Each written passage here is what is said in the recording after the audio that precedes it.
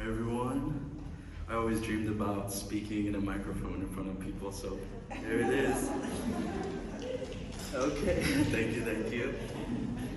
So hi everyone, my name is Sepehr Khosravi. I'm originally from Iran, but I'm residing in the United States right now, San Francisco Bay Area. I'm from California State University East Bay, and that is my Instagram handle. If you want to follow me, I post amazing content.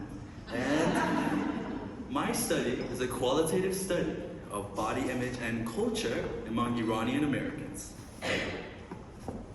So a little bit background information. We cannot deny the racist roots of weight stigma, and that is rooted in the fear of larger-bodied black women. Weight stigma emerged from the 18th to 19th century Enlightenment belief that fatness was evidence of racial inferiority and savagery. Now let's go to contemporary experiences with sizeism. Weight stigma or sizeism is a form of discrimination that results in psychological distress and mental health complications, including suicidality and substance use. 40% and higher United States adults have experienced weight stigma, with higher numbers internationally. Weight stigma diminishes preventive care and health behaviors, causing lower physical activity, healthcare avoidance, weight gain, and disordered eating. Weight stigma can also increase mortality risk. So, why study Iranians? To understand the state of body image issues in Iran, we have to look at history. The exposure to European culture and beauty health norms started during the 1789 to 1925 during the Qajar period of Iranian dynasty. This exposure to European culture and beauty expanded during 1925 to 1979 during the Pahlavi period, when King Reza Shah imposed Iranian women to unveil. Unveiling helped enforce Western beauty ideals of being tall and thin, having tanned, light skin, big breasts, long hair, high cheekbones, small nose, and large eyes. After the 1979 overthrow of the Iranian monarchy and mandate of Islamic hijab for women, Western culture still prevailed among Iranians. So how does modern Iran look like? Women are still subject to Western beauty standards. Many Iranian women use surgeries to achieve the Western beauty ideal bodies. And often, Iranian diaspora often retains these cultural values and norms. So let's look at the picture on the left.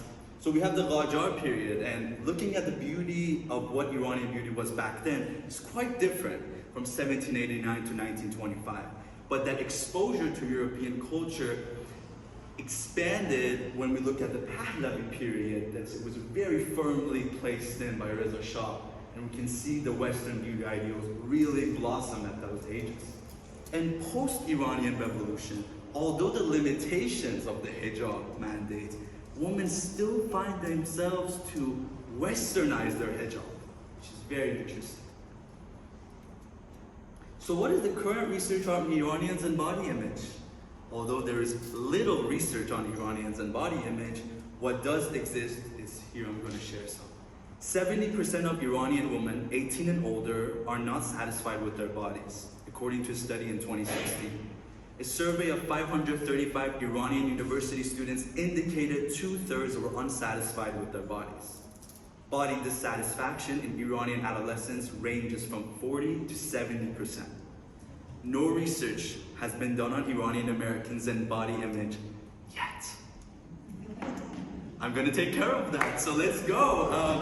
Here are my methods for my study. So the amazing thing about my studies, I also include an autoethnographic portion of my own experiences within the Iranian American culture. And I conducted interviews, semi-structured interviews about the experiences of fat Iranian Americans. I've had 7 participants so far, 5 women, 2 men, and I recruited them through convenience and snowball sampling, and interviewed them for around an hour through Zoom. And currently, I'm working on analysis of my qualitative data using coding. So here are my preliminary results. What factors contributed to negative body image?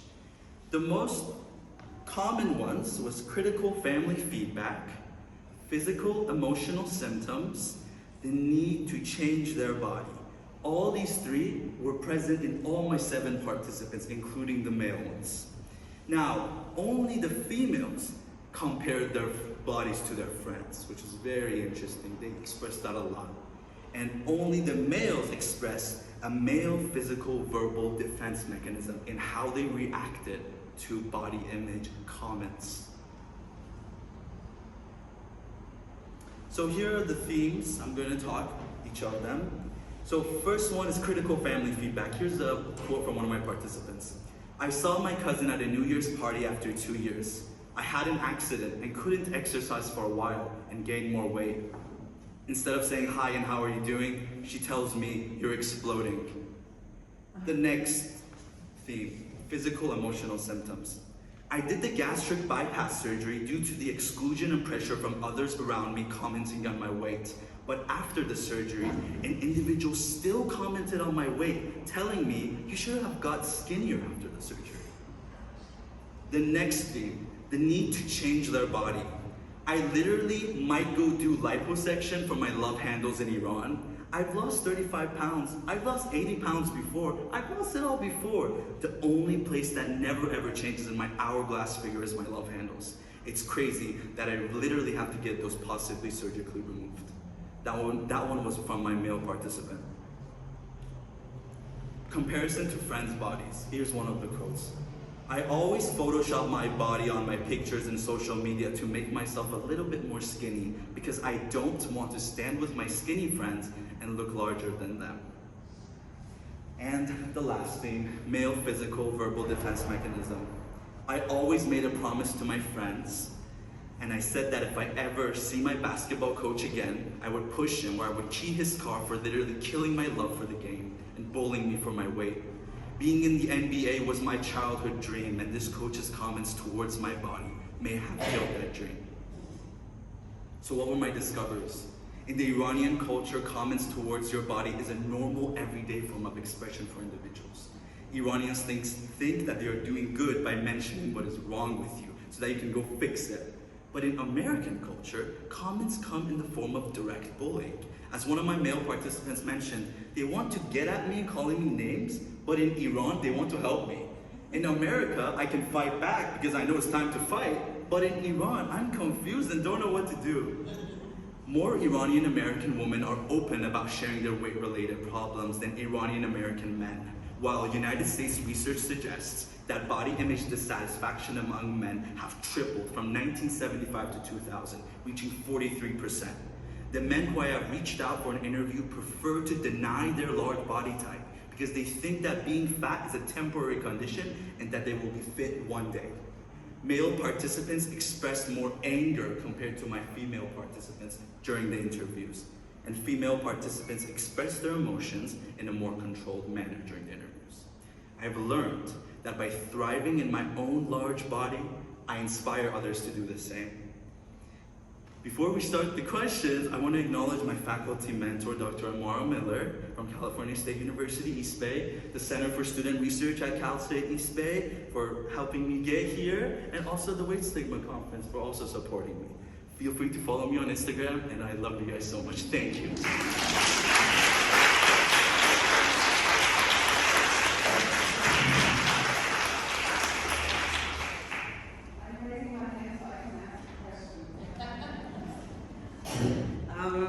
Thank you so much. So, one thing that stuck with me is this: in the US, I'm taught to fight, or I'm fighting, and in Iran, something else is happening. Yes. And navigating two cultures that have very different body expectations or ways of dealing with fatness is really, really difficult.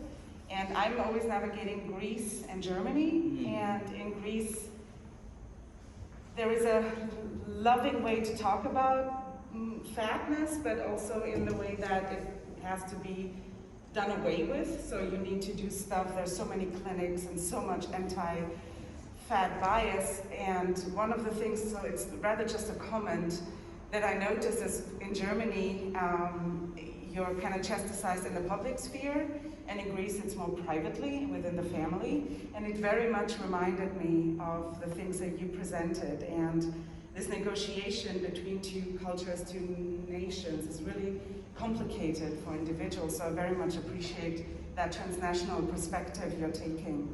Yeah. So thank you. Of course, yeah, and we can look back at how Middle Eastern countries are very much collectivist cultures. They really look at family as the basis. And Greece, we can talk about history-wise, but it's that in Iran, family is so important. And kids grow up having to respect them so much. And that's why comments coming from them play such a huge part.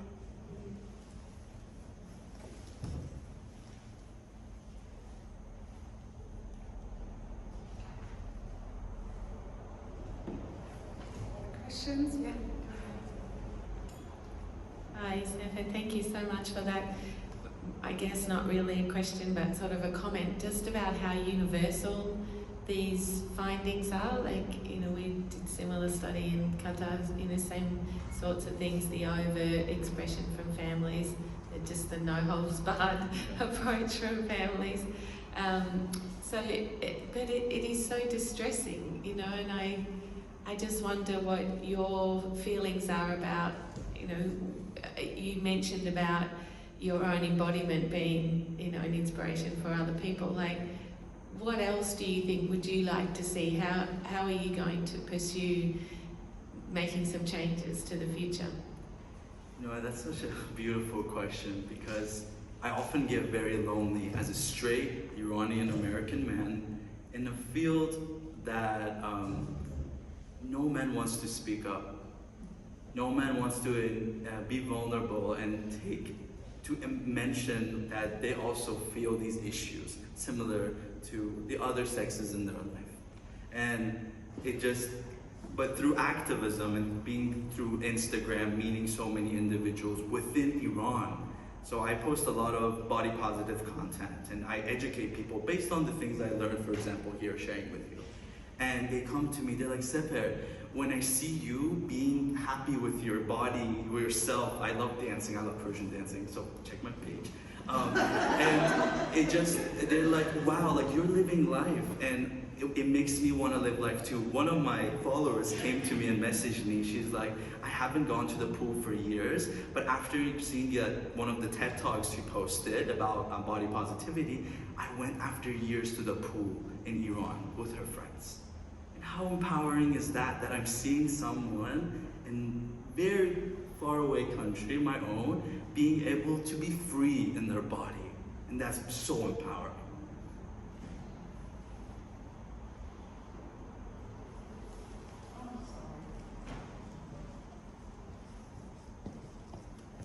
One last question. Just a comment on family and children. Because when I'm asked why I'm doing my work, I always say, like, I love the future children not to deal with that. And the greatest award I've ever had on my artwork is to force a family scandal. I'm also talking with my artwork to my family, because I think society starts with the families. And it's really, and it's actually that what hurts the most. Thank you so much to everyone for listening.